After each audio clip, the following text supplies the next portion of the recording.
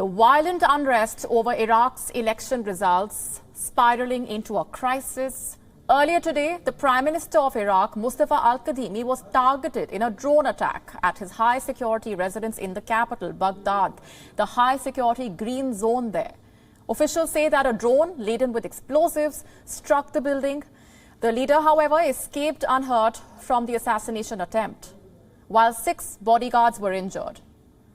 The photos issued by Kadhemi's office showed debris strewn on the ground, below a damaged exterior stairway and a door that had been dislodged. Taking to Twitter moments after the attack, Kadhemi called the attacks cowardly. He also posted a video message. Listen in.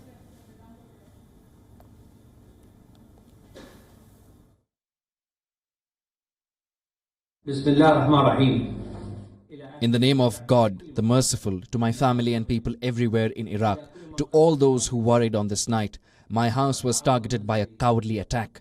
Thank God, me and those who work with me are in good health. Your heroic security and military forces are working on maintaining Iraq's stability and protection. The cowardly missiles and the cowardly drones do not build our nation and do not build our future. We are working on building our nation, on respecting the state and its establishments, securing a better future for all Iraqis. I call on everyone for peaceful dialogue for Iraq and Iraq's future. Long live Iraq.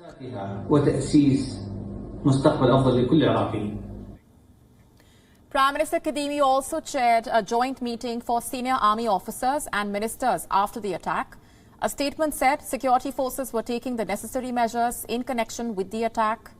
Speaking to agencies, sources in Iraq security forces say that the attack on Al-Kadhimi was carried out using 3 drones, 2 of which were shot down. Security officials further added that launched from a site near Republic Bridge, which crosses the Tigris River in Baghdad, before flying towards the green zone. Minutes after the attack, shots were heard and smoke was seen rising up in the sky in Baghdad. It remains unclear who fired the shots. Security has been meanwhile ramped up in Baghdad following the failed assassination attempt on the Prime Minister. More troops have been deployed in the city. No one has claimed responsibility for the attack yet. The assassination attempt on the Iraqi Prime Minister has been widely condemned. Iraq's President Barham Saleh met with the Prime Minister after the attack. Slamming the attack, Saleh said that it was a heinous crime against Iraq. We cannot accept that Iraq will be dragged into chaos and a coup against its constitutional system. Muqtada Sadr, a Shiite Muslim preacher whose political movement was the big election winner, condemned the drone attack as being against Iraq and the Iraqi people. In a statement, Washington said that it was relieved to learn that the Prime Minister was unharmed in the attack. The State Department spokesperson, Ned Price, added, and I'm quoting now, "This apparent act of terrorism, which we strongly condemn, was directed at the heart of the Iraqi state." While condemning the attack, neighboring Iran urged vigilance to foil plots aimed at the security and development of the country. The Iranian Foreign Ministry spokesman, Saeed Khatibzadeh, even directed blame at the United States. He said, and I'm quoting, "Such incidents are in the interest of those who have violated the stability, security, independence and territorial integrity of Iraq over the past 18 years. The attack was also condemned by India, the Arab League, Jordan, Kuwait, Lebanon, Qatar, Saudi Arabia, Syria and the UAE, as well as the UN Assistance Mission for Iraq. Iraq has been witnessing violent unrest since the last 1 month. Pro-Iran group supporters have rejected the parliamentary election results and have claimed fraud after their party lost the polls. Over the last few weeks, the group was camping outside Baghdad's green zone.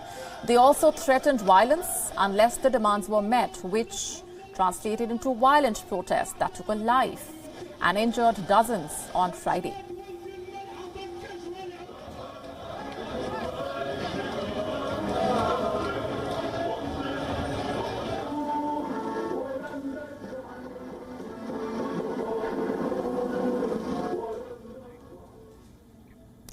Let's go straight across now to Sardar Satar, a journalist joining us from Erbil, Iraq. Thanks very much for speaking with us. Security has been heightened across Baghdad following that attack. The Prime Minister chaired a joint meeting for senior army officers and the ministers, and a statement said that the security forces were taking the necessary measures in connection with the attack. What more do we know about this right now?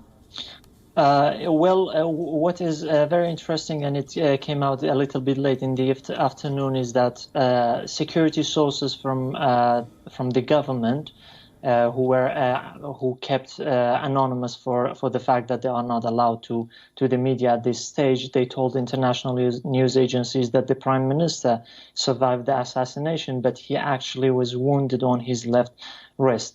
But the big question here remains for the government and the Western allies of the Iraqi government, that why the security defense, the defense system of the Green Zone, which is a very well fortified zone in the center of Baghdad, did not work and failed. So the investigations are believed to be going in two directions. One, to find out who is responsible and who is behind this attack, and the other one, how it could be possible for anyone to fly explosive laden drones right into the residence of the Prime Minister.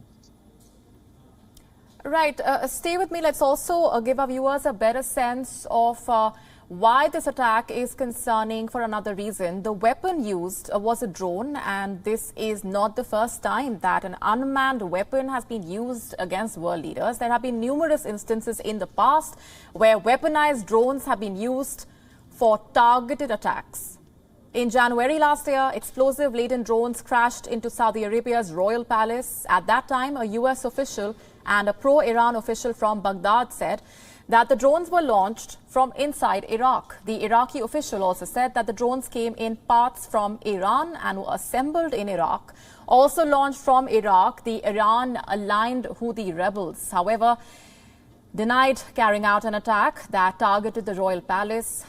Many experts say that Iran-backed troops ramped up their attacks after Iran's military commander, General Qasem Soleimani, was killed by the United States in an airstrike in Iraq on the 3rd of January 2020.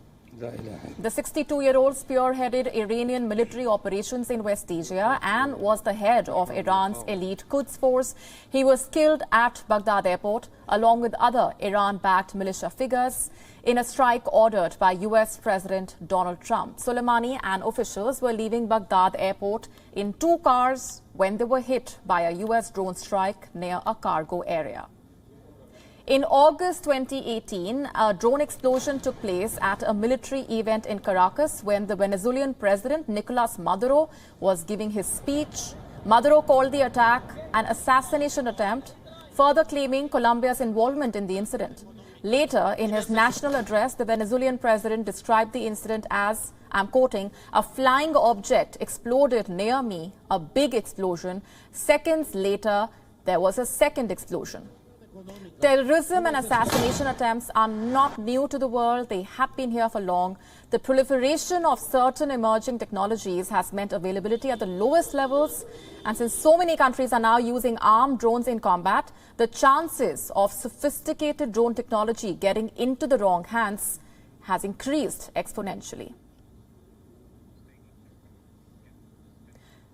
Going back across now to Sardar Satar, how concerned are you about the very fact that the drone was used in this attack carried out in Iraq against the Prime Minister, and the rise in the use of drone technology for targeted attacks? That's true, but the main question, it has been a big question for a while, because it's not the first time that drones are being used against targets in Iraq. In the past, we saw that drones, explosive laden drones, were used against U.S. troops against the U.S. embassy in the center of the Green Zone. But this is concerning because it makes it clear that no one, nowhere and in no position in Iraq is safe. And the groups behind these attacks, they can reach them at any point, at any time. So this is really an escalation, and the switch in the strategies of the warfare is changing.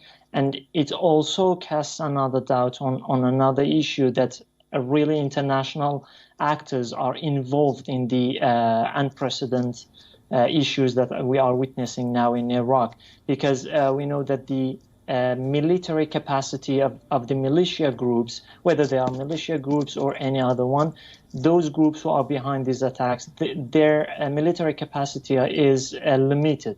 So there should be other actors, international actors, who are providing these groups with such modern technologies that they can bypass the defense system of the green zone and send a drone right into the residence of the Prime Minister. So it is really concerning. So Dasatar, appreciate very much for joining us here. Thanks very much. Thank you very much for having me. WION now available in your country. Download the app now. Get all the news on the move.